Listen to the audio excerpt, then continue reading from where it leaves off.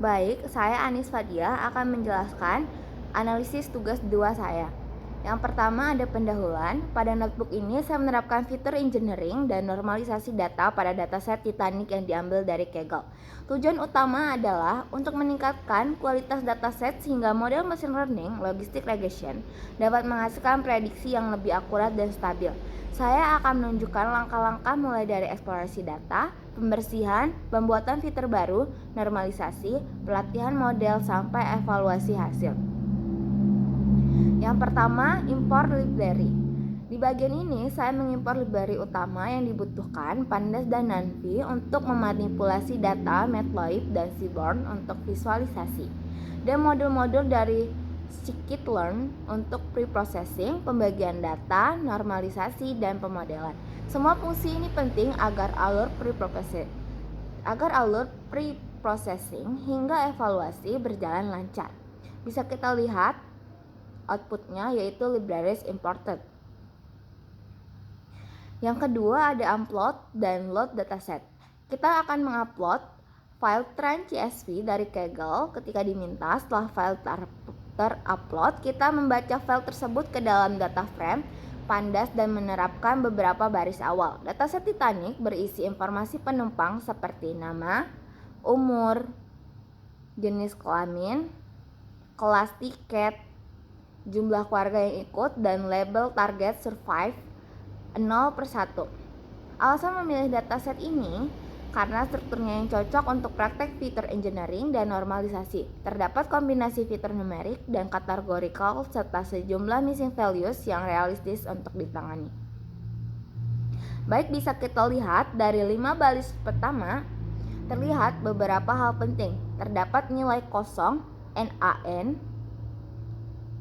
pada kolom kabin yang menandakan ada data hilang dan perlu diolah nanti. Kolom sex, isi kelas, age, dan fare merupakan fitur penting yang biasanya berpengaruh terhadap peluang keselamatan. Dataset ini memiliki kombinasi data numerik dan kategorikal, sehingga pada tahap berikutnya akan dilakukan pembersihan, transformasi, dan encoding data. Dengan membaca dataset ini, kita mendapatkan gambaran umum struktur dan kualitas data sebelum lanjut ke analisis atau permodelan.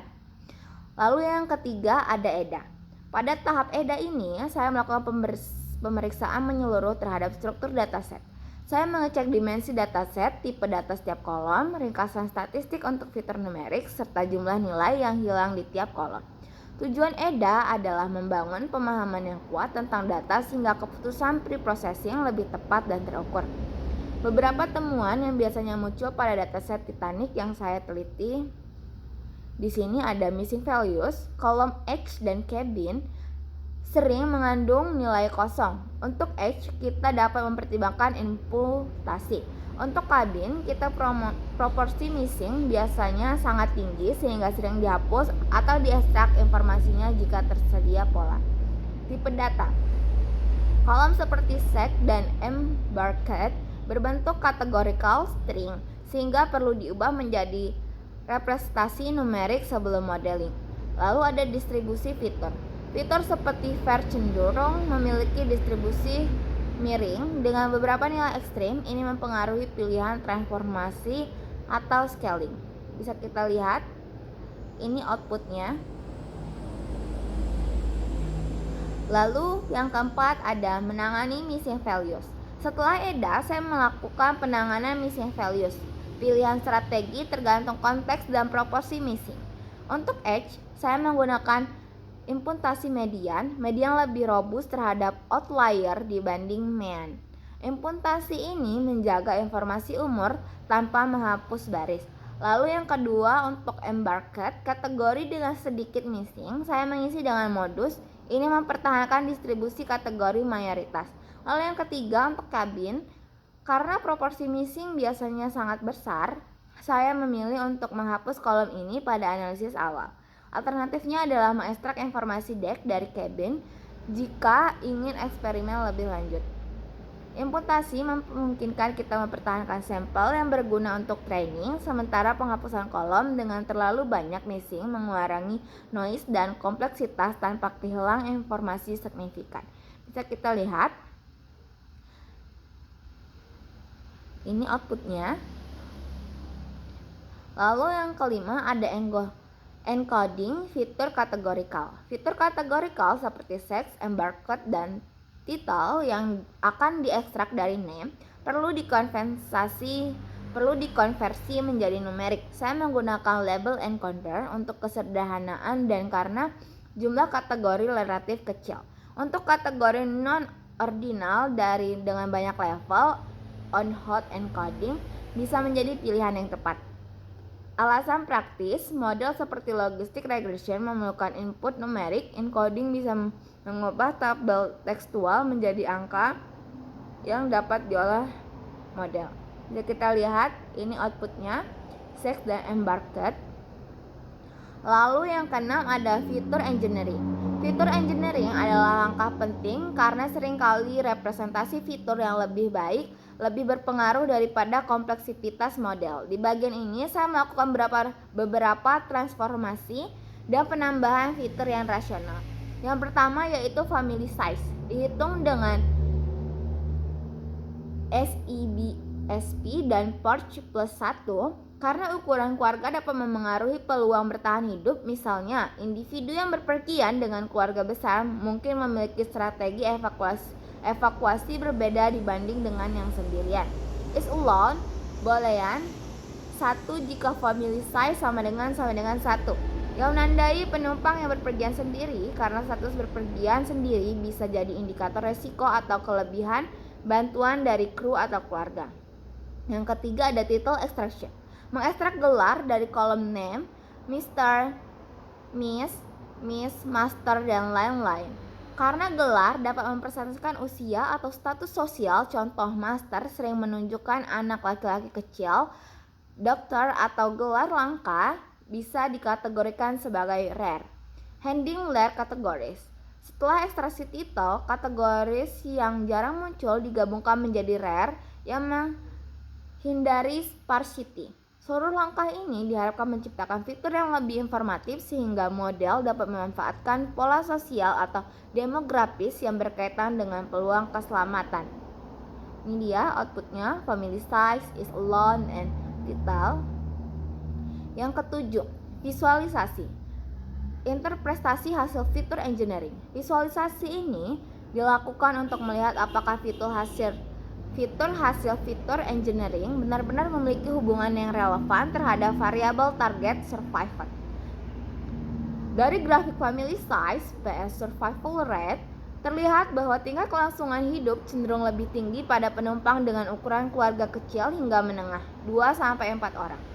Penumpang yang berpergian sendiri atau dengan keluarga yang sangat besar memiliki peluang selamat yang rendah. Hal ini bisa dijelaskan dengan kelompok kecil lebih mudah saling membantu, sementara kelompok besar lebih sulit terorganisir dalam situasi darurat. Di sini is alone vs survival rate. Di grafik is alone vs survival rate terlihat perbedaan yang cukup jelas antara dua kelompok. Penumpang yang tidak sendirian, not alone, memiliki rata-rata keselamatan sekitar 50%, sedangkan yang sendirian, is alone, hanya sekitar 30%. Artinya, faktor kebersamaan pengaruh positif terhadap peluang bertahan hidup. Orang yang berpergian bersama keluarga atau kerabat kemungkinan lebih mudah mendapatkan bantuan saat evakuasi. Kedua visualisasi ini memperkuat bahwa fitur family size and is alone relevan dan berguna untuk model prediksi karena keduanya menunjukkan korelasi yang jelas terhadap kemungkinan penumpang yang selamat. Bisa kita lihat di sini. Ini bertahannya. Ya. Lalu yang kedelapan ada normalisasi data. Normalisasi dilakukan setiap fitur memiliki skala nilai yang setara sehingga model tidak terlalu dipengaruhi dengan fitur tentang nilai yang lebih besar. Misalnya pada dataset Titanic. Fitur fair bisa mencapai ratusan bahkan ribuan, sedangkan edge hanya puluhan. Jika tidak dinormalisasi, fitur seperti fair bisa mendominasi perhitungan model dan menyebabkan bias. Pada tahap ini, saya menggunakan teknik min-max scaling, yaitu mengubah nilai setiap fitur ke rentan 0 sampai 1 tanpa mengubah bentuk distribusinya. Terlihat pada grafik di atas, distribusi fitur edge, fair, dan family size Setelah dilakukan scaling tetap memiliki pola yang sama dengan sebelum scaling, hanya saja nilai-nilainya kini berada di antara 0 hingga 1. Metode ini sangat membantu terutama untuk algoritma yang berbasis jarak dan atau gradient descent seperti KKN, logistic regression, dan neural network. Karena proses optimasi menjadi lebih stabil dan cepat konvergen. Selain itu, hasil scaling juga membantu koefisien model lebih mudah dibanding antar fitur. Karena semua berada dalam skala yang sama, dengan demikian normalisasi ini meningkatkan konsistensi model tanpa mengubah hubungan antar variabel. Bisa kita lihat di sini.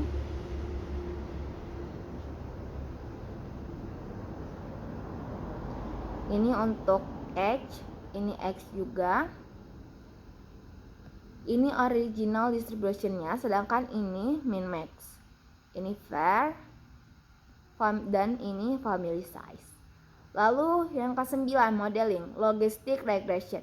Setelah data diproses, missing handle, fitur engineering, dan dinormalisasi, saya melatih model logistic regression. Alasan memilih logistic regression: sederhana, cepat, mudah diinterpretasi, dan merupakan baseline kuat untuk masalah klarifikasi biner. Langkah-langkah yang kita lakukan adalah: yang pertama, menentukan fitur input yang relevan. Contoh, PC class, sex, age, fair, family size, is alone, title, embarked. Yang kedua, memiliki dataset menjadi data latih 80% dan data uji 20% agar evaluasi model dapat menunjukkan kemampuan generalisasi. Yang ketiga, melatih model pada data latih dan melakukan prediksi pada data uji. Selain akurasi, juga dapat melakukan cross validation, hyperparameter tuning, dan mencoba model lain seperti random forest or XGBoost untuk perbandingan. Bisa kita lihat di sini outputnya. Lalu yang ke-10, evaluasi model dan interpretasi hasil. Pada tahap ini saya melakukan evaluasi model logistic regression menggunakan 3 metrik utama: akurasi, classification report, dan confusion metric. Dari hasil evaluasi diperoleh akurasi besar sebesar 0,7889 atau sekitar 79,89%.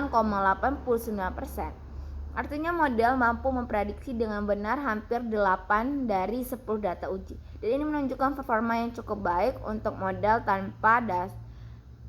dasar tanpa tuning.